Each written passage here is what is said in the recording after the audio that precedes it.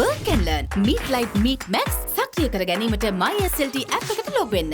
Work and learn. Meet Light Meet Max සක්‍රිය කර ගැනීමට MySLT app එකට log වෙන්න. දැන් Signal Herbal 99ක් විශ්වවිද්‍යාල සමග සටන් කරයි.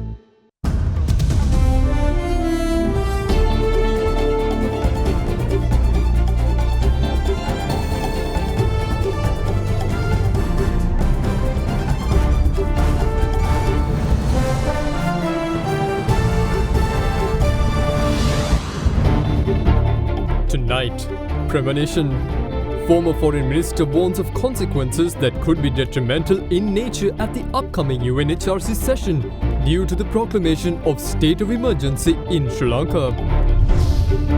The big question. China has often offered opaque loan deals with higher interest rates to Sri Lanka that have been of little practical use, says USAID Administrator Samantha Power.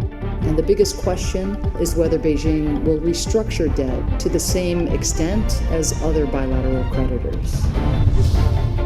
It's not over. Political risks still challenge Sri Lanka's emergence from default, says Fitch Ratings. Unlikely allies. Sri Lanka Freedom Party chairman, former President Maithripala Sirisena, says President Ranil Wickremesinghe reacted positively to his party's proposals to an all-party government. All this and much more coming up tonight on First at 9, this Thursday, the 20th of July 2022. Vim Deara milliliter CA smart pack එක රුපියල් 85ට දැන් වෙළඳ පොලේ.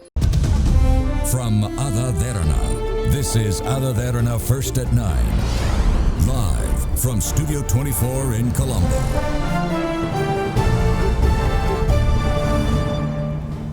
Good evening and welcome to AdaDerana 24's English News. I am Andrew Bernard. Now in your top stories for tonight, the chairman of the Sri Lanka Podujana Peramuna, Professor G.L. Pieris, says the proclamation of state emergency is incompatible with the core values and beliefs of his party. Speaking at a media briefing today, he explained why he voted against it in Parliament yesterday.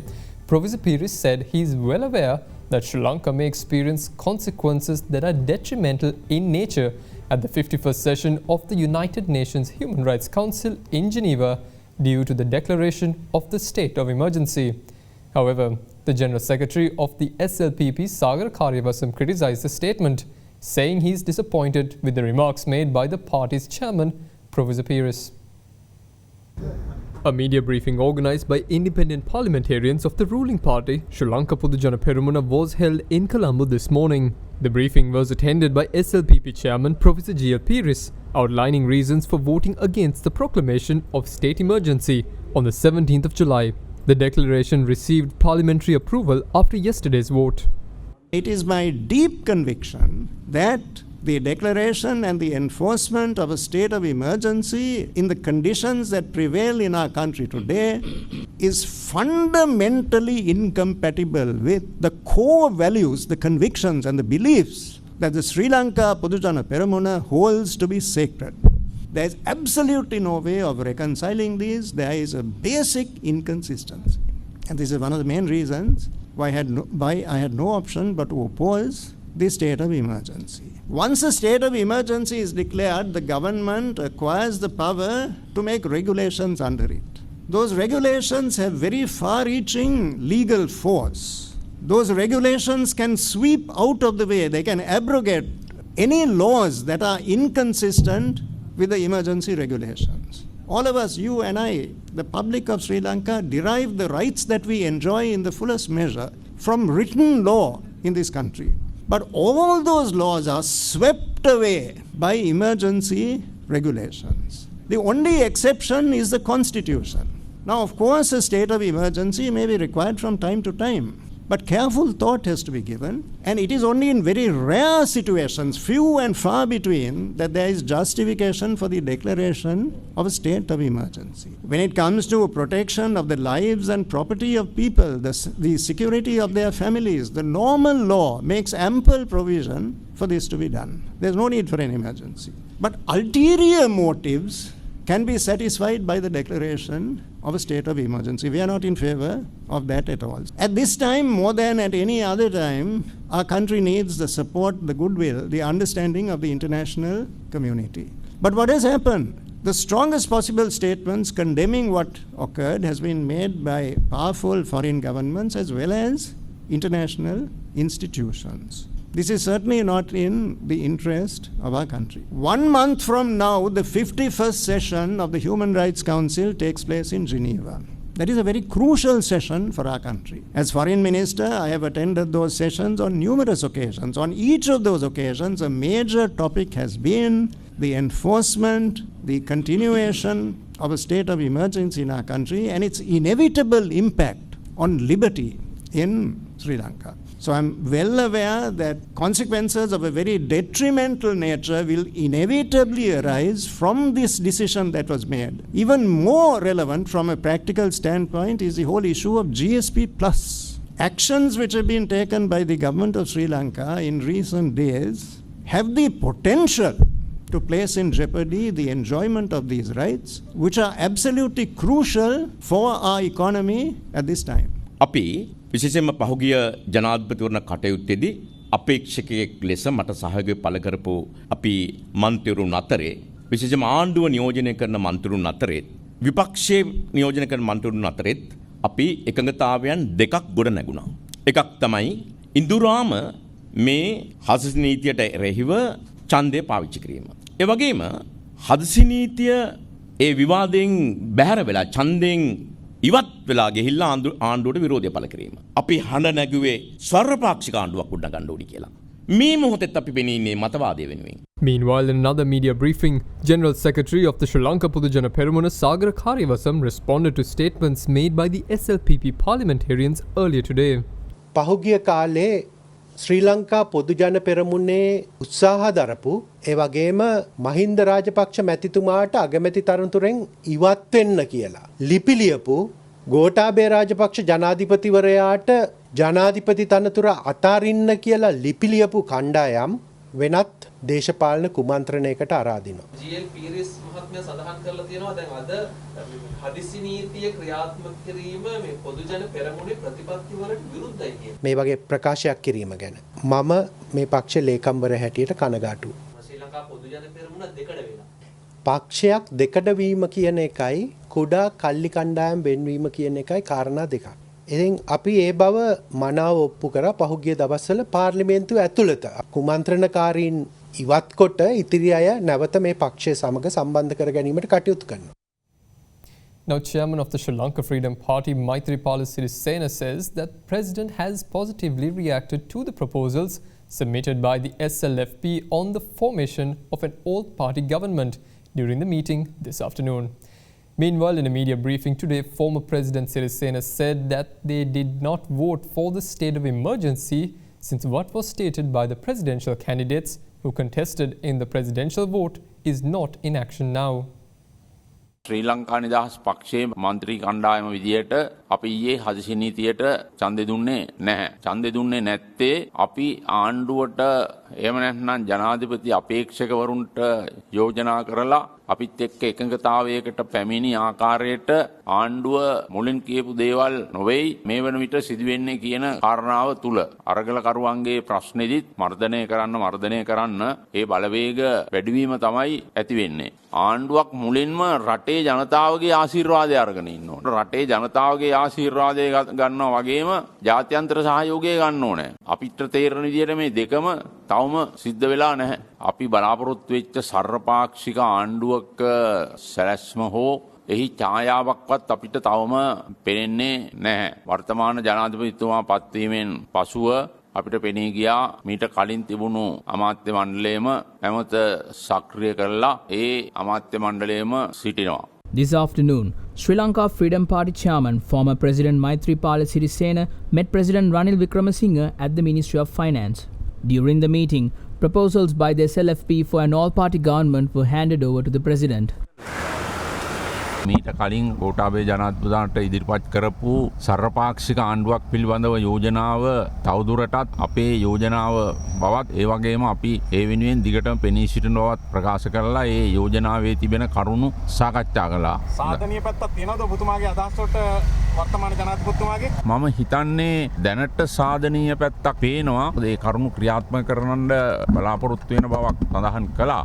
ඒ නිසා තමයි නැවත තව සති දෙකකින් විතර අපේ മന്ത്രി කණ්ඩායම හම් වෙන්න බලාපොරොත්තු වෙනවායි කියලා කිව්වේ. යහපාලන ආණ්ඩුව කාලෙත් මේ රනිල් වික්‍රමසිංහ මැතිතුමාත් එක්ක කරන්න බැරුණා. සර්වපාක්ෂික ආණ්ඩුවක් හදලා කරන්න පුළුවන්. ඔව් ඉතින් අපි පක්ෂ ඔක්කොමනේ අපි කැදවන්න කියලා කියන්නේ සර්වපාක්ෂික ආණ්ඩුවකට. Now, the British High Commissioner to Sri Lanka, Sarah Holton, and President Ranil Wickremesinghe held wide-ranging discussions today, including on the need to work in line with the UN human rights processes and the need for strengthening bilateral ties. Taking to Twitter, the High Commissioner said that during the discussion today, she raised the need for respecting human rights and following due processes in line with the United Nations Human Rights Commission. She added that she is looking forward to strengthening Britain and Sri Lanka's relationship within a peaceful, democratic and inclusive space. Now, the President's Media Division announced today that the President's Secretary, Saman Ekanayake, has appointed 2 new senior advisors to the President. According to the President's Media Division, Professor Sunanda Madhuma Bandara has been appointed as the President's Senior Advisor for Media, while Shenuka Senaviratnarada is appointed as the President's Senior Advisor for International Media.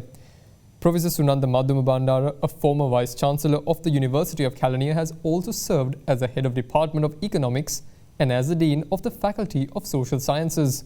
He previously served as the Secretary to the State Ministry of Media and held the position of Director General of Government Information and Director General of Development and Communication at the Ministry of Economic Development. Meanwhile, Shenuka Senaviratne, who has been appointed to the position of Senior Advisor to the President on International Media, is a senior official with experience in diplomatic affairs and also held the position of Secretary to the Ministry of Foreign Relations. She has also served as a High Commissioner of Sri Lanka to the United Kingdom, Sri Lanka's ambassador to Thailand, and also as a permanent representative to the United Nations in Geneva and New York. Now, President Ranil Wickremesinghe says he too believes the country needs to undergo a system change, just as the protesters have advocated for. He said that the people in the country have the right to express their views and dissent peacefully in accordance with the law of the land. Meanwhile, President Wickremesinghe went on to empathize with the people waiting in queues for hours, assuring that the government is committed to solving the fuel crisis. President Ranil Wickremesinghe visited his party headquarters, Sirikotha, yesterday. ඕනෑම පුද්ගලයෙක්ට ඇත්ත වශයෙන්ම සාමකාමීව තමන්ගේ අදහස් ප්‍රකාශ කරන්න පුළුවන් නීතියට අනුකූලව සාමකාමීව උද්ඝෝෂණ කරන්න. මේ අරගල භූමියේ තරුණ තරුණියෝ මේ වැඩ කටයුතු දින දක්ෂකම් පෙන්නනවා. සමහර අය කලාවක දක්ෂකම් තිබුණා. සමහර අය ඒ වගේම කතාවක දක්ෂකම් තිබුණා. එක එක දක්ෂකම් මේ තරුණ අය පෙන්වුවා. විශේෂයෙන් මේ අය ඉඳලා තිබුණේ දෙවනි කාරණේ තමයි මේ රටේ තියෙන ක්‍රමේ වෙනසක් කරන්න. ඒක අපි පිළිගන්නවා. ඒ වෙනස කරන්න ඕනේ. ඒ අයට ඒ වැඩ කටයුතු කරන්න ඉඩ දුන්නා. මම ජනාධිපතිතුමා බාර අරගෙන තියෙන්නේ තාම අමාරු කාලේ. එහෙම කාලෙකදී අපි රට ඉදිරියට ගෙනියන්න පියවර ගණනාවක් අරගන්න තියෙනවා. ඒකක් තමයි ඒ රටේ ආර්ථිකය හදන්න. විශේෂයෙන්ම අද තියෙන්නේ පෙට්‍රල් හිඟය, පොහොර හිඟය, බෙහෙත් හිඟය. අපි පොහොර හිඟය විසඳලා රට ආහාර වලින් ස්වයං පෝෂිත කරන්න. ඒ වගේම තෙල් බෙදා හරිනට වඩා විශාල ප්‍රශ්නයක්. ඒ සමාජයට පැය 8ක් 9ක් 10ක් තෙල් පොලිමේ මට තෙල් පොලිමේ පැය 8ක් 9ක් 10ක් ඉන්නවනම් මම තරහයි. ඒ තරහයි මේක පුදුමයක් නෙමෙයි. අපිට ඕනේ මේ පෙට්‍රල් පොලිම පළමුවෙන්ම අඩු කරන්න. දෙවනුව නැති කරන්න. Now, US Ambassador Julie Chung met with Prime Minister Dinesh Gunawardena today to discuss ways the United States can support the Sri Lankan people during this challenging period.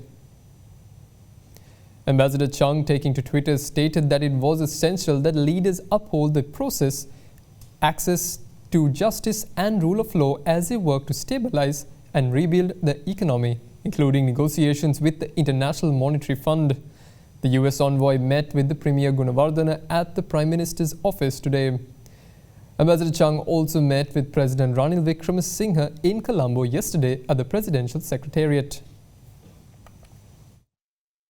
Now, social media activist Pathum Kerner was arrested today in connection with the unruly incidents reported at the entry road to the parliamentary complex near Polduva Junction early this month. Pathum Kerner was taken into custody by the Colombo Crimes Division when he arrived to give a statement. According to police, he had been earlier summoned by the CCD on the 18th of July. However, he had informed via his attorney that he was unable to appear before the CCD, citing ill health. Reportedly, Kerner had assembled people to the Polduva junction on the 13th of July and breached the barricades set up for security at the parliament. And we'll be back with more news after this short break. Stay with us.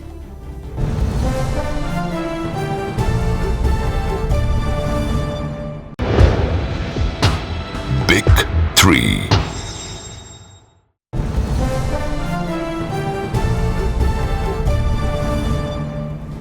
Welcome back. Now, Samantha Power, the administrator of the United States Agency for International Development, is of the view that China became Sri Lanka's largest creditor in the past 2 decades, often offering opaque loan deals at higher interest rates than other lenders. Power made these remarks during her keynote address at the Delhi Indian Institute of Technology. She said that in contrast to the $3.5 billion credit lines provided by India to Sri Lanka, China has financed a raft of headline-grabbing infrastructure projects with often questionable practical use. The government of India has already supplied $16 million in humanitarian aid to Sri Lanka. It has exported 100,000 tons of organic fertilizer to try to help farmers stave off future food shortages. And it has supplied $3.5 billion in lines of credits to the government of Sri Lanka as it attempts to steer its economy out of default and further collapse. Contrast this with the People's Republic of China, which has been an increasingly eager creditor of Sri Lankan governments since the mid-2000s. Indeed, over the past 2 decades, China became one of Sri Lanka's biggest creditors, offering often opaque loan deals at higher interest rates than other lenders, and financing a raft of headline-grabbing infrastructure projects with often questionable practical use for Sri Lankans, including a massive port that generated little income and was barely used by ships. An equally massive airport, dubbed the emptiest in the world because it attracted so few passengers. And the country's tallest tower that was built as a tourist attraction, yet has never, unfortunately, opened to the public. Now that economic conditions have soured, Beijing has promised lines of credit and emergency loans. This is critical, since Beijing is estimated to hold at least 15% of Sri Lanka's foreign debt. But calls to provide more significant relief have so far gone unanswered. And the biggest question is whether Beijing will restructure debt to the same extent as other bilateral creditors. I've had many conversations here in India and with other partners. This challenge is not unique to Sri Lanka. Many debt-distressed countries in Africa and Asia are hoping that their calls will be answered. It is really essential that Beijing participate in debt relief transparently and on equitable terms with all other creditors. Indeed, some 60% of low-income countries are facing or already experiencing debt distress. Faced with such an extraordinary global food crisis, every country must examine its budgets and policies so that even as we each address domestic needs and contingencies, and we know how significant those needs are in many parts of the world, including here, we work together to stave off a much wider catastrophe. Sri Lanka's government was the first to fall. There have already been protests related to food and fuel prices in at least 17 countries because of inflationary pressures. If history is any guide, we know that Sri Lanka's government will likely not be the last to fall. Now, Minister of Power and Energy Kanchana Wijesekara says that 4.4 million users have registered with the National Fuel Pass system by this evening. The minister said that a total of 801 fuel stations of both Ceylon Petroleum Corporation and Lanka IOC island-wide tested and used the National Fuel Pass or the facility since the 21st of July, and 464 stations have used the facility today for 122,469 transactions. Minister Wijesekara said over 50% of fuel stations across the island are using the National Fuel Pass system.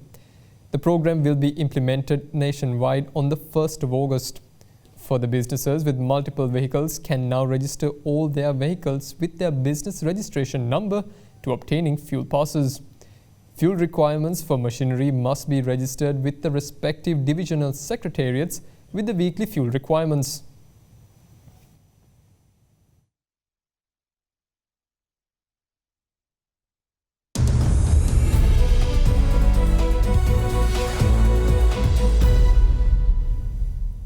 Now, Fitch Ratings says the successful formation of a government under new President Ranil Wickremesinghe is an important precondition for resolving Sri Lanka's debt default, but many challenges remain as the country seeks financing support from the IMF and debt restructuring from private and official bilateral creditors. Issuing a statement, the Sovereign Ratings Agency said the new president was confirmed by a large majority in Parliament and his government has drawn in some opposition members, and this gives hope that it will have sufficient support to negotiate and carry out difficult reforms as part of efforts to restore macroeconomic stability and debt sustainability. It said such reforms could unlock funding support from the IMF, which Fitch Ratings views as important for Sri Lanka's emergence from default. It adds that Parliament and the government also remain dominated by politicians from the Sri Lanka People's Freedom Alliance, which is closely affiliated with the Rajapaksa family, and this may increase the risk of further destabilizing protests if economic conditions do not improve and or reforms generate public opposition. Further, Fitch expects any reform package agreed with the IMF by the government to include elements such as higher taxes, expenditure, rationalization, and a commitment to a greater degree of exchange rate flexibility. And with such reforms, there is a significant risk they could cause public opposition that might impede their implementation. Finally, the statement says that in the absence of any IMF deal, they expect Sri Lanka to face a very strained external position in the near term.